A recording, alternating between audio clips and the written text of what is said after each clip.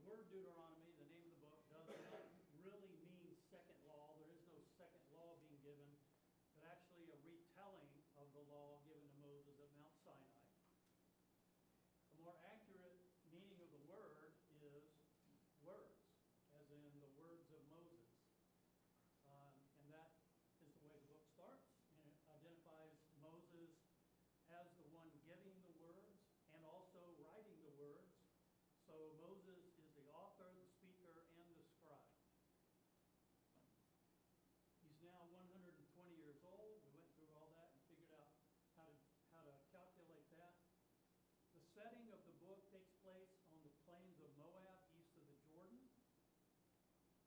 And the kingdoms of Heshbon and Bashan have been defeated by the Israelites, and the entire east side of the Jordan has been conquered and begun to be settled by the nation. So this is where the Israelites are camped, basically right over here on the east side of the Jordan, somewhere around between Heshbon and Bashan. And then we talked about Moses beginning his discourse in the first 4 chapters with basically a history lesson. And we're going to kind of talk more about that tonight. He reminds them of the reasons that basically an 11-year journey from Mount Sinai to Kadesh Barnea took 38 years because of their rebellion. And so because of that, they spent all this time wandering all around this whole area, back and forth and around, in all of the areas where those wilderness areas are. All right, so now we're on the plains of Moab, ready to go into the promised land, and the book of Deuteronomy acts as a placekeeper, a marker between Israel's history up until this point and moving forward into the promised land. So the book is kind of a pause, a history lesson, a reminder, a way to say, this is where we've been, this is where we're going, and that's what this book is really all about. We talked about some visions, the lessons from history, the love relationship that we're going to talk about, the God-related life, the blessings and cursings, the alternatives given to Israel, and then the continuity of the covenant given to the patriarchs and to Moses. And then finally we talked about the book being a book of transitions. This is a new generation, a transition from the old guard that died in the wilderness to the new generation that's going to go into the promised land. We talked about a new possession. They're no longer going to be nomads, but they're going to go in and take possession of the land. They're going to have a new experience to live. They're not going to be living in tents, gathering firewood and collecting manna and all the things they did for 38 years. They're going to be settling down after they conquer the land and have a new way of life, a new way of living.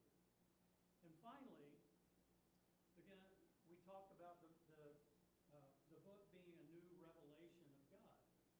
Literally, God never spoke to any of the patriarchs or his people in Genesis, Exodus, Leviticus, Numbers in the way that he does in the book of Deuteronomy, talking about how much he loves them. He never does that before this book. And so that's why this book is referred to as the Gospel of Love. All right, now lesson 2.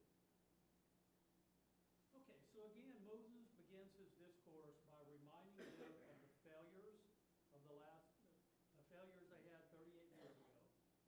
And he talks about in verse 9 that at that time, God told them, okay, you've been in Mount Sinai long enough, time to get up, head north, go through these areas, and take possession of the land which I swore to give to your fathers. And actually in this book, there's over 35 unique verses that say either go in or take possession or inherit the land. Why do you think that is? Now remember, this is a placeholder book, a transition book. Why does Moses say 35 different times it's time to go in? Yes, Sam? Sounds like he was trying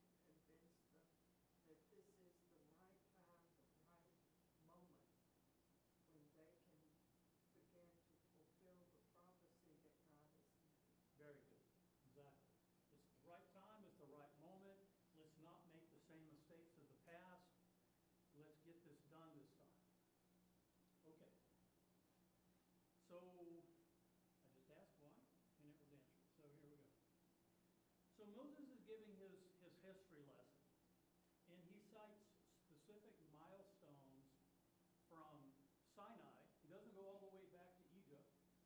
He talks about from Mount Sinai until the present moment, the plains of Moab. And here's some of the things we're going to dig into tonight. He talks about shared leadership and delegated leadership and the importance of that. He talks about the consequences for their rebellion and, quite honestly, his own rebellion. He talks about the sovereignty of national boundaries when you're talking about the Edomites, Ammonites, and Moabites. He also talks about God's loving provision for Israel throughout this whole 38 years. And then victory comes through obedience in conquering King Sihon and King Og. So let's talk about the first one. Why was the burden of leadership too much for Moses? What was going on at the time, way back at Mount Sinai, when they were there for 11 months, and his father-in-law was visiting and made some suggestions? Wayne. Well, he was overwhelmed because every judgment, every decision among more than 600,000 people he was trying to deal with. And so his father-in-law told him, if this would work, divide it up. Yeah. Take leaders, judges, people that can do this for you, and only you take the most severe cases. Exactly. And let's remember that it wasn't just 600,000 people. No. In numbers, it was 600,000 fighting men. So we're talking about 1.2, 1.5 million people. And people are people. They fuss and grumble and complain and fight. And I'm going to get my justice. I'm going to go tell Moses. Well, you can see how that would just kind of wear a guy out. So he recognizes realistically and humbly that the weight of judging the people, guiding and organizing this whole people all by himself was just overwhelming. And his father-in-law made a great suggestion. And what was that suggestion? To appoint leaders throughout the tribes that would answer to smaller groups of people and gradually build up to him so that if somebody had a real complicated case, he would hear it. Excellent. So there were some people over how many? Some judges over 1,000, some over 100, some over 50, some over 10, and some just tribal leaders. And when there was conflicts, you kind of worked your way up the hierarchy, and only the most severe cases got to Moses. And that was a pretty wise suggestion, and it was something that God endorsed. Jethro suggested it, Moses implemented, but God put his rubber stamp on that. Okay? So we can see that shared leadership is not something to be jealous of. Moses, we know, is the most humble man that ever lived, according to the Bible. He didn't stake out his territory and say, I'm not going to let anybody do this. This is my job. He recognized that if the work was going to be done, he needed help. And so they implemented a tiered and structured hierarchy. And the leaders that they chose specifically were men of wisdom and discernment and experience and proven character, people that would be fair, people that would be cautious and listen to the people and judge fairly regardless of whether it was a rich person, a poor person, a native born, an alien, a widow, an orphan. It didn't matter. He picked men that would really be discerning and wise in their judgments. And this person, Schultz here, Samuel Schultz, wrote a book called Deuteronomy, the Gospel of Love, which I read years ago and kind of became the foundation of this class. And he points out that although Moses still served as the final court of appeal, it was a much more efficient system of dealing with disputes and guidance, but even more than that, it was really just the basis for future leadership. What can you think of after this moment in time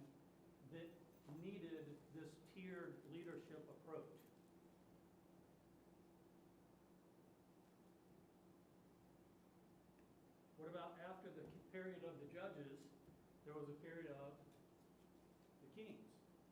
Did the king take care of every single dispute all by himself? No. He had people appointed to deal with stuff, and he was the ultimate authority in the land. But that tier justice system became part of Israel's kingdom justice system.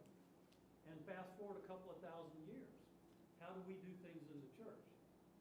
There are elders and deacons, there are worker bees and teachers, there's people that can help deal with things so our elders don't have to deal with every single dispute or problem that comes up. And that's a God-ordained tiered system of justice. Even our government set up similar. Exactly right. Exactly right. So, this shared and delegated leadership and the need for people to help bear Moses' judgment and his burden is part of this history lesson. That's the first thing that he brings up, as a matter of fact. Why do you think that's the first issue he brought up? He could have brought up anything. You know, Miriam rebelling against leprosy, or the fiery serpent, or Korah's rebellion, or he could have brought up all those things. Why this? Remember what they're about to do. It involves all of them, for one thing. Well, when they cross over, Joshua's in command, and all the battles that are coming on, my thought is, if that's where you're going, is that there has to be a structure, leadership, hierarchy to carry out at least the strategic attacks that have to take place. Joshua can't do it alone. So, Exactly. He's grooming the people for Joshua taking over and leading the people into the rest of the promised land. But even after that, there's got to be some governance in the land. And so he's setting the stage and grooming the people to accept a handoff to Joshua with this tiered justice system that will follow them into the land. Sandra, that's what you're going to say? All right. So just as a summary, he delegated the leadership. He went back and told them, this is what we did back in the day. You people were too much for me. We set up this leadership structure, and now as we're about to go into the land, remember that I had to do this and the reasons why, and we're going to continue doing it. Make sense? All right. The second thing that I want to talk about is really this great and terrible wilderness that we see in verse 9.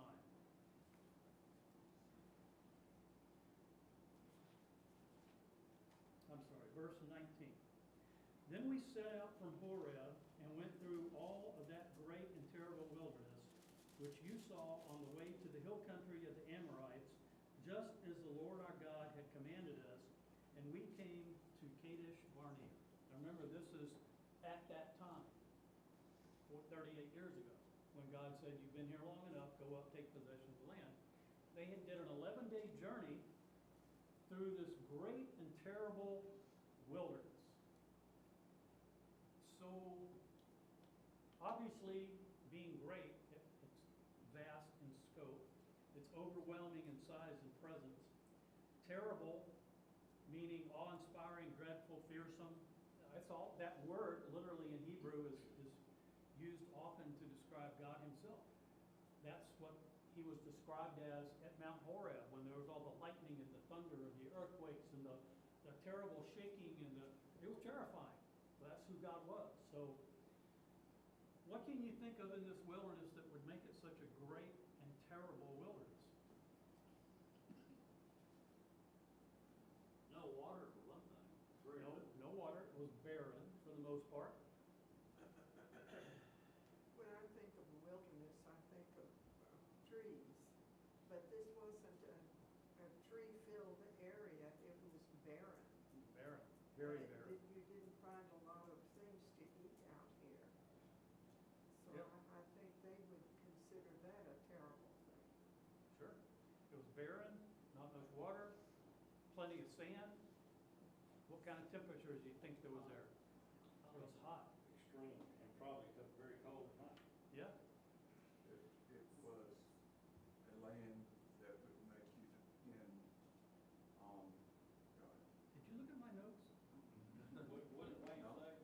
said it's a land that would make you depend on God. And that's exactly the point. And that's exactly why Moses is including this in the history lesson. Go ahead, Wayne. Great maps. Yes, of course. But this wilderness, Deuteronomy 8:15 says, is a desert land with fiery serpents and scorpions and thirsty ground where there is no water. And Jeremiah, referring back to this, says it's a land of deserts and pits, a land of drought and deep darkness. It's a terrible place. You think they could have gotten through it by themselves? No. Did they know which way to go? God led them there. And basically, this is where we're talking about. They were way down here at Mount Sinai, and they came all the way up to Kadesh Barnea right here. That's an 11-day walk through some of the nastiest territory on the Sinai Peninsula. And so Moses is bringing this up as part of the history lesson to remind them God sustained you, led you, took care of you through all of that, right up to the gate of the promised land. And what did you do? Okay. So obviously I don't want to beat a dead horse, but these are some of the things that you think of when you think about a harsh desert wilderness, snakes and scorpions and scarcity of resources. And obviously, Harold, God miraculously provided water for them, provisions. And as Wayne says, it was a place of testing and dependence. It was a time that God tested their faith all the way up there and tested their ability to obey Him and just trust in Him. It's also, after they rejected Him, it became their wandering place for 38 years.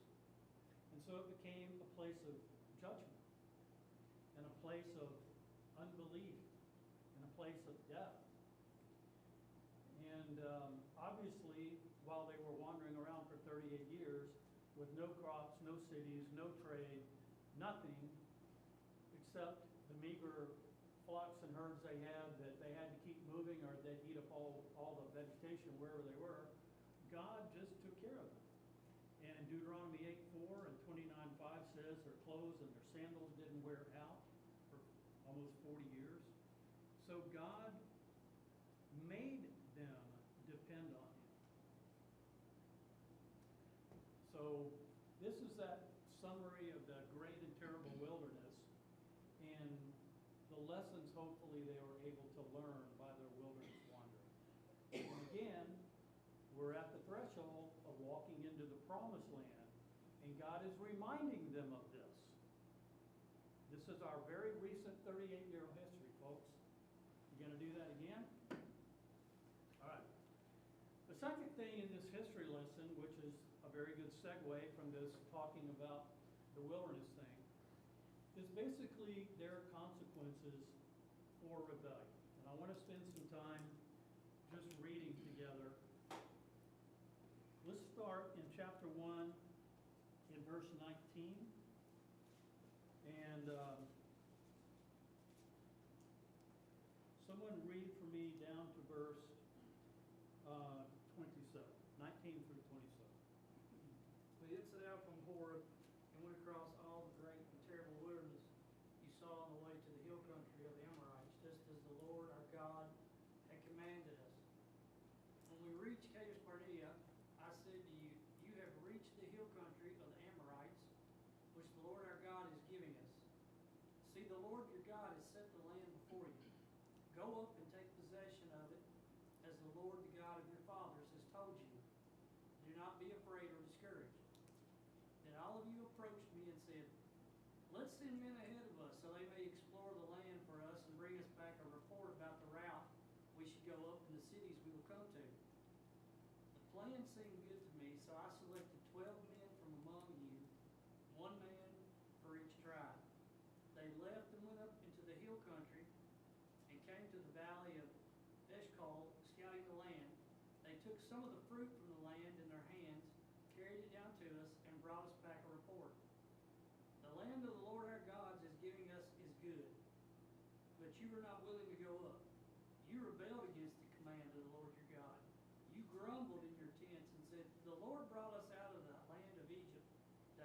over to the Amorites in order to destroy us because he hates us. Thank you, Timmy. All right, you rebelled against the Lord, you grumbled in your tents, you said because the Lord hates us, he's just brought us out of this wonderful land of Egypt that we were just enjoying so very much, to deliver us in the hand of the Amorites. And Moses said, seriously, people? Really? You know he did. Probably thought it anyway. Yeah.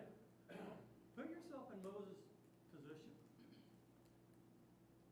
He's the one that saw the burning bush.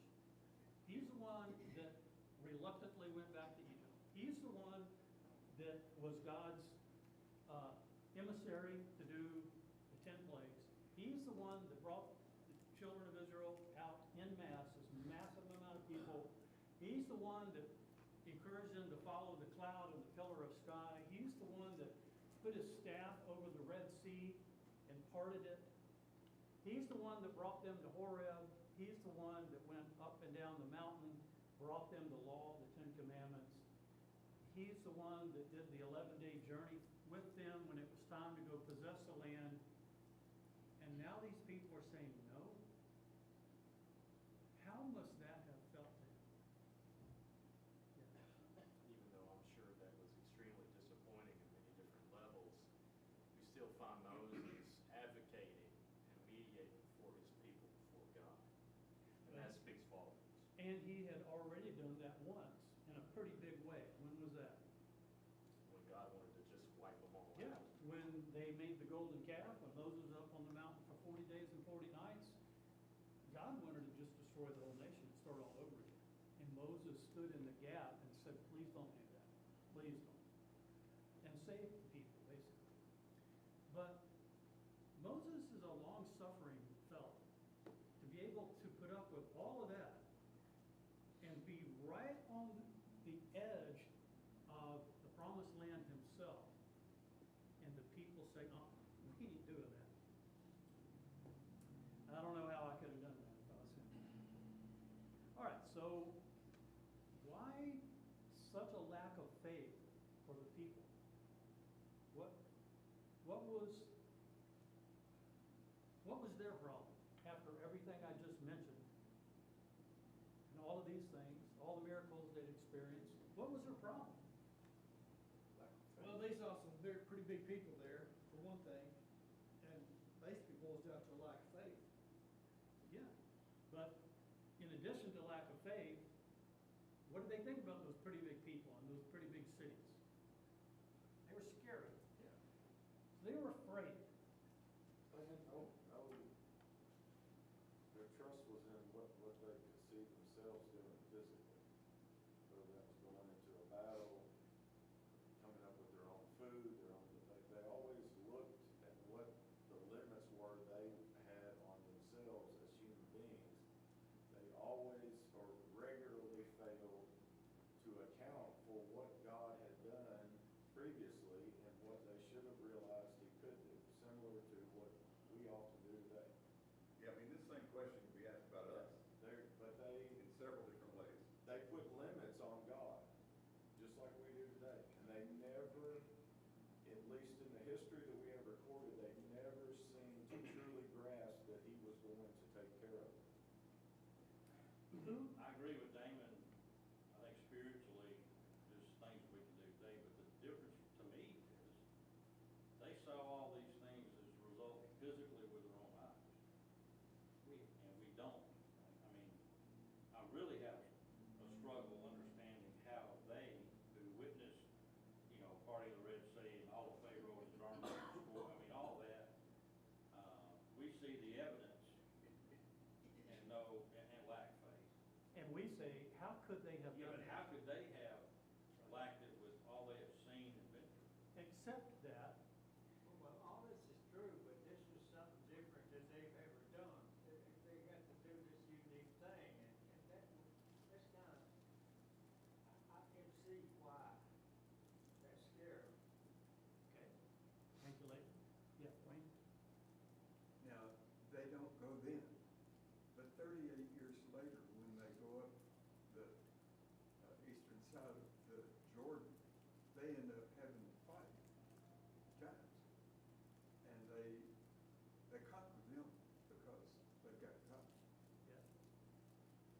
same scenario, just different place. When they cross over, they become a military power. I mean,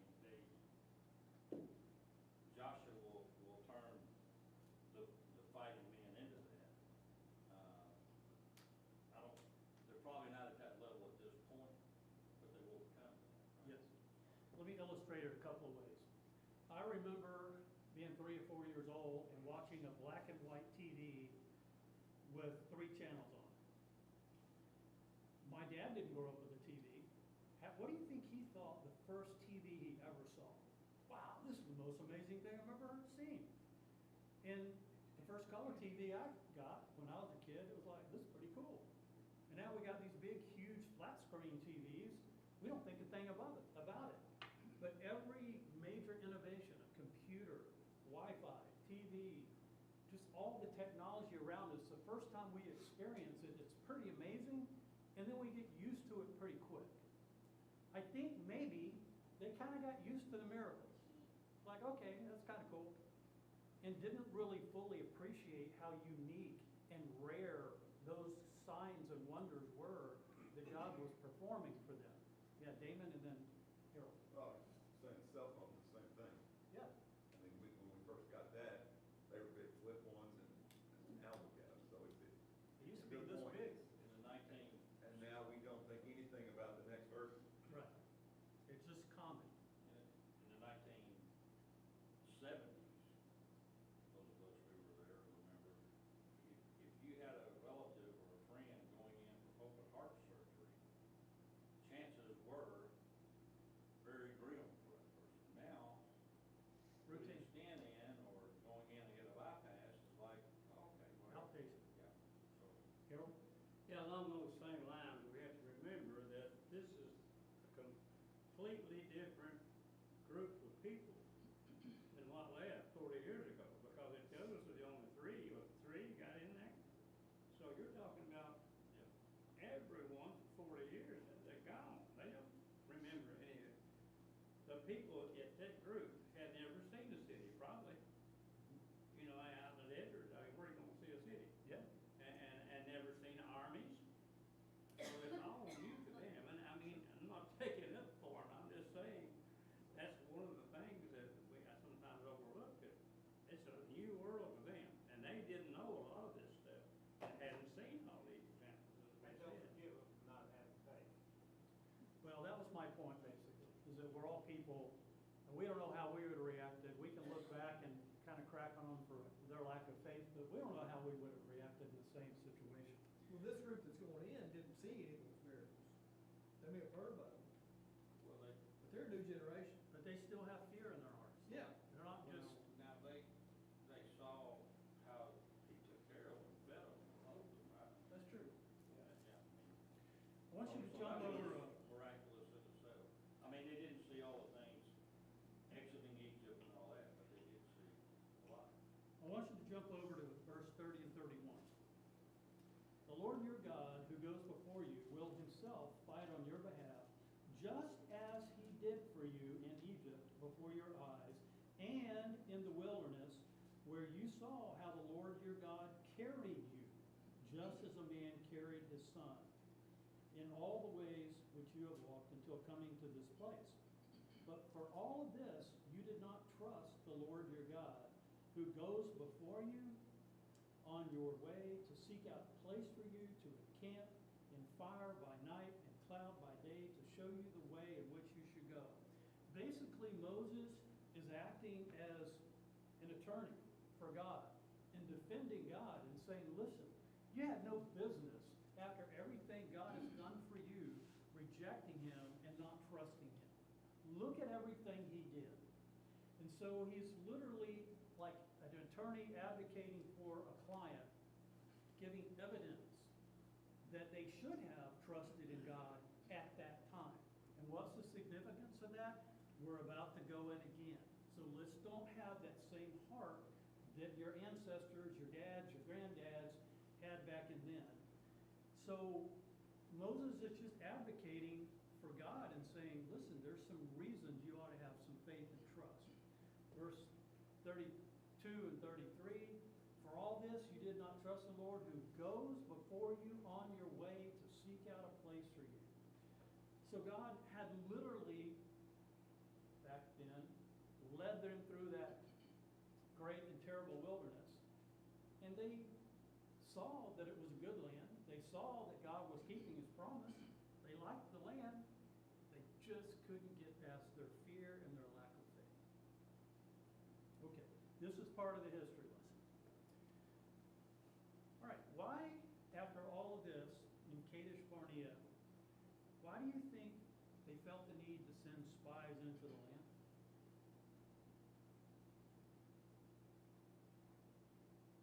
But they're still scared. So they didn't all want to go. Just a few people up there to look at it. And what would that accomplish? Intelligence of the land and what's there, what's not there, what would be safe and unsafe, what resources, those kind of things. Did they send spies through the 11-day journey to figure out which way they should have gone up to the wilderness? No. If you come out of a group with a whole herd of people, their defenses are coming up and they're coming at you. They don't care what you're there for. Okay, So So- you're just gonna send in a small group to do reconnaissance and then come back before you send them. okay, all so in. from a military perspective, that's pretty smart. Yeah. Let's just kind of scope this thing out before we get all antsy and just jump without knowing what we're getting into. Keeping in mind that 600,000 were fighting and the rest were women and children, right? Right. So there's a lot of risk there, you know? You know, since it's 600 plus fighting men there, I feel like the whole time they spent in the wilderness, they were preparing for battle. They had to. They were, you had to keep people busy. And one way to do that was to prepare them militarily. They had to train their sons and their grandsons. They had to make weapons. They had to pass down weapons, teach them how to use them, and think about military strategy and fighting techniques and all of that. But look at verse 22. It says that the spies went into the land to bring back to us word of the way by which we should go up. Well, again, God had just led them through the great and terrible wilderness. Why do they need men to tell them how to invade this land? Was that not a lack of faith? Or is that just pure military strategy? What do you think? Lack of faith. Sandy? I think it was a lack of faith. Lack of faith? And I think they were trying to find a reason not to go in there. Yeah, Or I at think least a they're- way to convince themselves, we can do this. But that wasn't the point. It's just the This further wasn't action. ever about, we can do this. Yeah, David? It's just a further action of them putting their faith in the wrong place. They want people they know, they can see, they can, their own men, they want to hear from them. Because it doesn't matter what Moses has told them, that God's going to fight with them and be with them, they're still looking for it from somebody else. Right. After all of this, they still wanted to trust their own judgment, right? And God, he ends up being with them, not an army carrying the Ark of the Covenant with them, right? But there was a lack of faith there for sure. I think so. So, verse 23 says, the suggestion pleased Moses. Why did it please Moses? Moses didn't have a lack of faith. David? Getting the bell, sorry. Oh, you can't hit the bell yet. I got 10 more minutes. You got 5 more. Okay. All right, so, I don't know, I'm trying to put myself in. Moses is, he's been at points where he's thrown up his hands before. I mean, it might please him just because he's tired of fighting. Go ahead and let God's will, he knows God's will is gonna be done one way or the other, so this is what the people wanna do. And he might know that if they bring back a good report of the land, it'll make it a whole lot easier to get them moving. Who knows? All right. Obviously, the consequences for rebellion was a 38-year sentence and Actually, a death sentence. a death sentence for a whole generation, for 1 million people, absolutely. So I just want to point out that in the book of Deuteronomy, the words do not fear, do not be dismayed, do not be afraid, fear not, be strong and courageous appears at least 10 times. Now remember, Moses is giving them a history lesson. He's saying, when push comes to shove, your daddies and your granddaddies got scared and they ran away. So don't do that. Don't be afraid. Be strong. Be courageous. Don't fear. At least 10 times in the next 20 chapters, we're going to see that. And that's all part of that getting the people ready to move forward with a new attitude. All right. So Moses also had consequences for his actions, right? He struck the rock instead of speaking to it, even though a time before he had been told to strike the rock. I don't think he was confused. He was pretty good at following God's commands, except for this time. But he was frustrated with the people because they were grumbling and complaining, and he just got fed up, and he had a little temper tantrum, and he struck the rock and said, "Shall we bring water from this rock for you?" And he didn't give glory to God. He didn't honor God. He didn't take, God's holiness and His holy name he didn't honor God. And so basically from that one, I'm going to call it a sin, he didn't get to go in the promised land. Who else was with him that didn't get to go in the promised land because of that? Remember he said, "Shall we bring water for it from this rock?" Aaron, yeah. Aaron didn't get to go to the promised land either. I put myself in that position. I can see myself being frustrated as well and messing up. I understand what Moses did. Seems unfair, to be honest. Seems unfair from our perspective, doesn't it? Pure speculation, you think even though he struck the rock, but he gave good honor to God, thank God, think the story could have ended differently? Maybe. But what he said was, "Shall we bring water out of this rock?" That was his sin, his hubris, his arrogance. Yes, and It sounds like he's trying to make himself equal to God. yeah, in that case, yeah.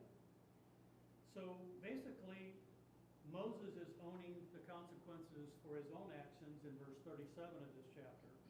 And I'm not going to read every single verse as we go through Deuteronomy. I'm going to take chunks of it and kind of make the points. But I'd encourage you to keep reading as we go. Read through chapter 4 before Sunday morning. But Moses talks about his own sin and what it cost him. And his consequences weren't even realized until 40 years later. That's a long time before you get a spanking. So, all right, so we'll just end right there and pick up Sunday morning. And I appreciate your comments, and we'll just keep rolling and see what we can learn together.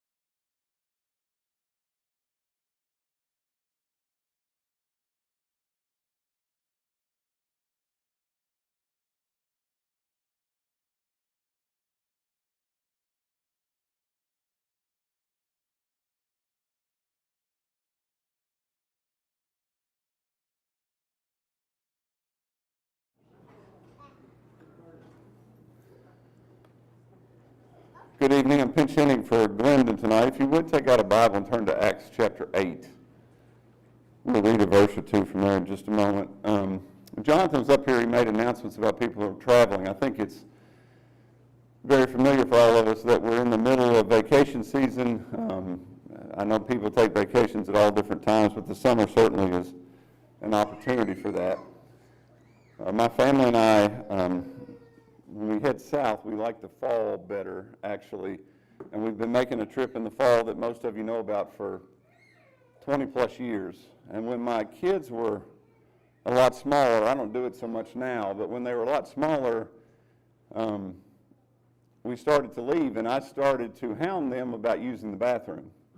And Cindy Jocelyn will especially like what I'm about to say. There's no way her and I, we figured out, could travel together. But I always told them to use the bathroom, and then 30 minutes passed, and I tell them again, and you can ask Lee, it really got on their nerves, but I asked them to do that because once we got started, I didn't really have any plans to stop. I'm going on vacation, right, so I want to get there. I don't want to stop to have to use the bathroom all the time. And then there was one year when the Tuckers went with us, and we had to stop before we ever got out of Tennessee, and that really didn't go over very well. But it's just the way that I like to travel. And on top of that, we always leave around midnight. So the traffic's less and I can drive faster, truth be told, and get there sooner because it's vacation, because I want to get there. And likewise, when vacation's over, I think Jeff Cooper's a little bit worse than me about this, I want to get back home. Jeff leaves at times when he tries to judge the traffic and before the sun comes up and all that stuff because he wants to get back home. And I understand that. I want to do the same thing. So I'm still telling my children, even when we're leaving, to use the bathroom because I don't want to stop any more than's necessary. In Acts 8, Philip goes up into the chariot and talks to the eunuch. And the eunuch has been to worship. And we see in, I think, verse 25 or 28 or something like that, that he's returning home. And I think we know the story. Philip jumps up in the chariot. They start to talk about what the eunuch was reading from Isaiah 53. And the eunuch doesn't really know who he's reading about, and he tells Philip as much. And Philip preached Jesus to him. Now remember, the eunuch's on his way home, and he's been gone. But in verse 36, it says, and as they were going along the road, they came to some water, and the eunuch said, see, here is water. What prevents me from being baptized? And in verse 38, he commands the chariot to stop. What is wrong with this guy? He's headed home, and he stops. Isn't he going back to be around friends? Isn't he going back to be around extended family? Now, there's certain things that eunuchs did that had some limits on their family, I believe we can study and find out. But I'm convinced he still had some family and friends back in his homeland. But he commands the chariot to stop.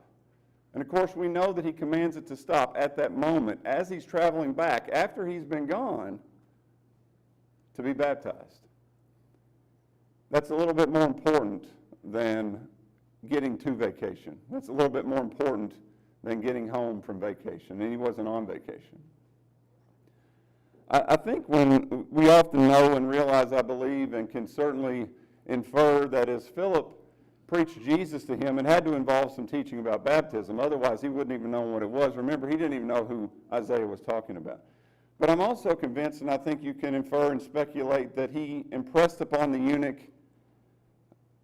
not only the necessity of baptism, but the time frame for baptism and the importance of making your life right with Christ while we live physically and not dying physically separated from Christ or not having put him on in baptism. Otherwise, I'm convinced, because there's only one way to travel, that he would have gotten home around his friends and family and gotten baptized. But he knew that he needed to do it immediately. And the same is in front of us this evening. If we have yet to put him on in baptism, there is no better time than right now. No matter what you have to do or what might be on your mind about what's awaiting you when you get home, you don't know that you're going to get home. Now, we take it for granted every Wednesday night, right? We take it for granted every Sunday morning when we hear the invitation. We take this coming Sunday for granted. Next Wednesday we take for granted. The fact is, none of us know if we'll see each other again after we depart here this evening. Wouldn't it be wonderful to be baptized tonight, to be sure of your eternity, than leave again with the opportunity here and just put it off? What if we have sin in our life after our baptism and we choose to leave tonight, leave our brothers and sisters who love us, leave people who are wanting and eagerly desiring to pray for us, to pray for repentance, to encourage us? We have the opportunity for that tonight as well. The eunuch took advantage of the opportunity he had. He didn't let anything stop him from stopping that chariot and going down into the water, we read in Acts 8. So if that be the case, either be the case, take advantage of the opportunity that's here right now as we stand and sing the song that B.J. will lead us in.